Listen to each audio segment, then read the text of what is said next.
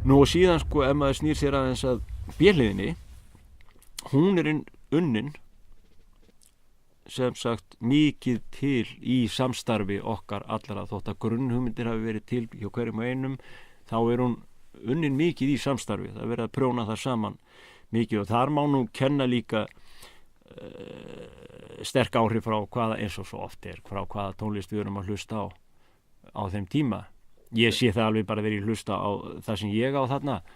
þá heyri ég nú bara bæði sko, maður heyri King Crimson og Genesis áhrif alveg þarna bullandi í gegn sko, og þarna já, það lag sem ég á þarna svona í heild, Verndarhöndin, það sem ég samdi lag og texta, ég manna textin þeir lása hann yfir hjá Mál og menningu, ætla ekki verið Þorleifur Hauks, minn gamli kennari, og hann kom með nokkrar svona ábendingar hvar mætti betur fara í samsetningu og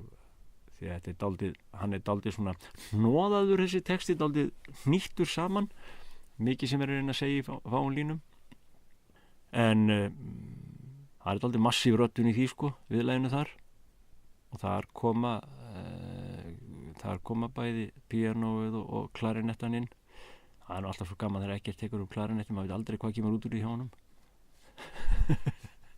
Í ófriðlegum heimi öllum sýnist